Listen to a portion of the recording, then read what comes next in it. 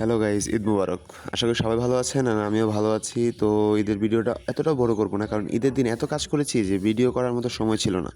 সকাল সকাল উঠেছি, বলতে গেলে আমি একটু লেটেই উঠেছি, নামাজের সময় হয়ে যাচ্ছে, তাই তাড়াতাড়ি গোসল করে পুরান একটা পাঞ্জাবি পরে চলে যাচ্ছি ঈদগাহ মাঠের দিকে।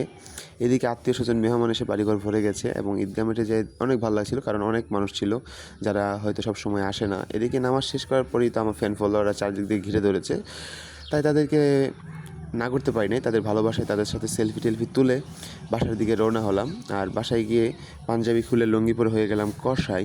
কষাই হয়ে সবাই মিলে গরুটাকে ধরে একটু আল্লাহু আকবার করে দিলাম। আর দাদা কি বলবো, গরুর মাংস কি মজা! আর এই বয়সে যখন বইয়ের হাত ধরে হাঁটার কথা, সেখানে গরুর হাত ধরে আছি। কি করব, সারাদিনে কাজ করে দুপুর হয়ে গেছে, এখন খাওয়া দাওয়া শেষ প্রায়।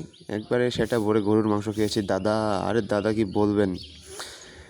কী করব, এখন বিকাল হয়ে গেছে, তাই আমি হালকা পাতলা পুরানো একটা শার্ট পরে বের হয়ে যাচ্ছি একটু ঘুরতে।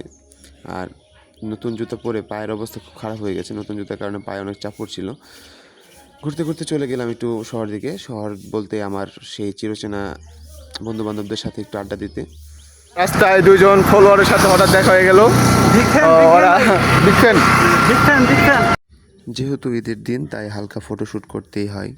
ফেসবুকে এসব ছবি ছাড়তে হবে, যার জন্য তাড়াতাড়ি করে কয়েকটা ছবি তুলে নিলাম, কিন্তু ওয়েদার খারাপ থাকার কারণে একটা ছবি ভালো আসলো না। এদিকে বন্ধু বান্ধব সবাই এসে বসছে, কিছুক্ষণ বসে আড্ডা দিয়ে চলে গেলাম একটা ব্রিজে যায় সবাই মিলে ঠান্ডা মান্ডা খায়া সে একটু মজাই হইলো, কারণ ঈদের দিন বিকালে বন্ধু বান্ধবের সাথে মিশতে পারলেই ভালো লাগে। তাই কী করবো, সন্ধ্যা হয়ে যাইতেছে, আমার ক্যামেরার কোয়ালিটিও আস্তে আস্তে চলে যেতেছে, ওয়েদারও খারাপ। তাই আজকের ভিডিও এই পর্যন্তই। টাটা, এটাই বাস্তব।